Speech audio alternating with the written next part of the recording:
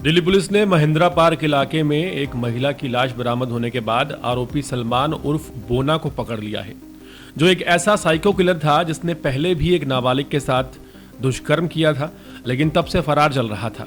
एक खूंखार psycho killer को कड़ी मेहनत और समझदारी के साथ पुलिस ने अपना तजुर्बा और दिमाग लगाकर 1100 किलोमीटर दूर से गिरफ्तार किया है।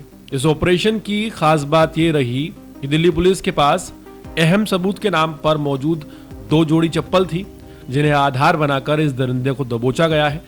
दिल्ली के अंधेरे कोनों में घूमने वाला साइको किलर सलमान उर्फ बोना कोई साधारण अपराधी नहीं था, बल्कि ऐसा दरिंदा था जिसकी खामोश चाल के पीछे खून और हैवानियत की लंबी कहानी छिपी थी।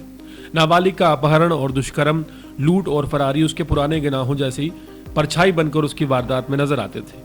लेकिन इस बार उसने जिस तरह एक मानसिक रूप से असहाय महिला को बेरहमी से मौत के हवाले किया, उसने साफ कर दिया कि ये अपराधी सिर्फ खतरनाक नहीं बल्कि एक साइको किलर है, जिसे रोकना पुलिस के लिए जरूरी ही नहीं बल्कि बहुत अनिवार्य हो गया। एक जोड़ी चप्पल, कुछ धुंधली सीसीटीवी फुटेज और पुलिस की निरंतर पीछा करती नजर, यही सुराग थे जो इस खूंखार हत्यारों को 1100 किलोमीटर दूर गुजरात से पीछा करते हुए गिरफ्तार करके दिल्ली ले आए। दिल्ली के उत्तर पश्चिमी जिले में हुई एक दिल दहलाने वाली वारदात महेंद्रा पार्क थाने क्षेत्र के आदर्श नगर रेलवे स्टेशन के पीछे झाड़ियों में एक अज्ञात महिला का अर्धनग्न लाश ने पूरे इलाके में सनसनी फैला दी थी। महिला के कपड़े बुरी तरह फटे हुए थे, चेहरे और सिर पर तेज धार वाले हथियार के कई वार थे और उसके आसपास खून के धब्बे साफ दिखाई दे रहे थे। पहली नजर में ये साफ हो गया कि ये एक सामान्य हत्या का मामला नहीं है, बल्कि एक बेहद क्रूर और मानसिक रूप से अस्थिर किसी शख्स का काम है। 16 नवंबर की दोपहर सब्जी मंडी जीआरपी ने सूचना दी कि रेलवे स्टेशन के पास झाड़ियों में एक तकरीबन 40 से 45 साल की महिला की लाश बहुत बुरी अवस्था में मिली है। पुलिस टीम तुरंत घटनास्थल पर पहुंची। शुरुआत जांच में महिला कचरा बीनने वाली एक साधारण सी महिला लगी, लेकिन सबसे चौंकाने वाली चीज ये थी कि वहां पड़ी जो 2 जोड़ी चप्पल थी, एक महिला की दूसरी पुरुष की, पुलिस के अनुभवी अफसरों ने इन चप्पलों को कब्जे में ले लिया, क्योंकि अक्सर ऐसे छोटे छोटे सुराग किसी बड़े अपराधी तक पहुंचने में बहुत अहम साबित होते हैं।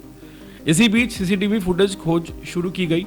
नजदीकी पब्लिक टॉयलेट के कैमरे में महिला को रेलवे स्टेशन में प्रवेश करते हुए जाते हुए देखा गया।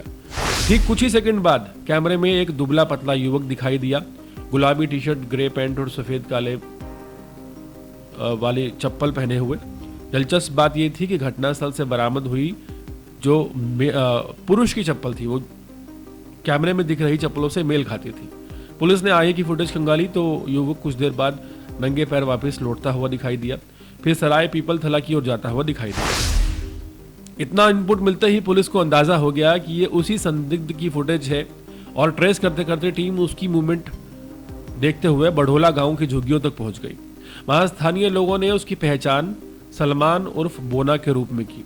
उसके घर पर जब दबिश दी गई तो वहां वो नहीं मिला। जब जांच की गई तो सामने आया कि सलमान पहले भी एक नाबालिग से दुष्कर्म, अपहरण और लूट जैसी 2 गंभीर मामलों में शामिल रहा है। रोहिणी कोर्ट में सलमान उर्फ बोना को पेश होना था, लेकिन वो फरार हो गया। उसके अलावा NBW जारी था उसके खिलाफ। उसका फोन वारदात से एक दिन पहले ही स्विच ऑफ हो गया था, जो साफ इशारा था कि ये किसी बड़ी हरकत की प्लानिंग में था। इधर मृतका की पहचान करने में पुलिस को थोड़ी परेशानी शुरुआत में हुई, लेकिन उसके बाएं हाथ पर बना नाम का टैटू बाद में बड़ा इनपुट साबित हुआ। 17 नवंबर को मृतका की पहचान 52 वर्षीय सीजन पत्नी किशन दास निवासी मेट्रो विहार के होलंबी कला के रूप में हुई। परिवार वालों ने बताया कि जो महिला मानसिक रूप से अस्वस्थ थी और अक्सर घर से निकल जाया करती थी बिना बताए। ये सूचना पुलिस की थ्योरी को और मजबूत कर रही थी। आरोपी ने महिला को आसान शिकार समझकर न सिर्फ हमला किया बल्कि उसे बेहद क्रूर तरीके से मौत के घाट उतार दिया। अब चुनौती ये थी कि आरोपी को पकड़ना एक बहुत बड़ा मैटर था। तभी एक गुप्त सूचना मिली कि सलमान दिल्ली से भागकर गुजरात के भरूच जिले के वेदचा इलाके में जाके छुपा है। बिना समय गवाए पुलिस टीम तुरंत गुजरात रवाना हुई। लगभग 1100 किलोमीटर के इस सफर में टीम ने दिन रात एक कर दिया। 17 और 18 नवंबर की रात वेदचा स्थित KBR भट्टे में दबिश देकर सलमान उर्फ बोना को घेर लिया गया। इतनी दूर तक पीछा करने की उम्मीद शायद उसे भी नहीं थी। दिल्ली पुलिस को देखकर वो भागने की कोशिश करने लगा, पर टीम ने मौके से ही उसे दबोच लिया। पूछताछ में सलमान ने वारदात कबूल कर ली। उसने बताया कि वो पहले भी कई मामलों में फरार था, इसलिए दिल्ली में छिपा रहना उसके लिए जोखिम था। महिला उससे टकरा गई और वो बेहद अचानक गुस्से में आ गया और गुस्से में आकर उसने उस पर हमला कर दिया। उसने ये भी बताया। उसकी निशानदेही पर पुलिस ने वारदात में इस्तेमाल हथियार, दोनों जोड़ी चप्पल और घटना के समय पहने गए कपड़े बरामद किए। इस पूरी कार्रवाई में महिंद्रा पार्क के एसएचओ विजय शानवाल, इंस्पेक्टर अरविंद कुमार, इंस्पेक्टर हरकेश मीणा और उनकी टीम मेहनत और सूझबूझ और जो उनका काम है साफ नजर आता है। टीम का नेतृत्व एसीपी शालीमार बाग राजवीर लांबा और पर्यवेक्षण अतिरिक्त डीसीपी सेकंड सुनील पंचाल कर रहे थे। इस पूरी कहानी का सबसे बड़ा पहलू ये है कि एक मामूली दिखने वाला जो चप्पल थी, उसने ना सिर्फ एक साइको किलर का चेहरा सामने लाकर रख दिया, बल्कि 1100 किलोमीटर दूर भागे अपराधी को पकड़कर दिल्ली पुलिस ने यह साबित कर दिया कि अपराध चाहे कितना भी डरावना हो, अपराधी कितना भी चालाक क्यों ना हो, कानून की पकड़ से बच पाना नामुमकिन है।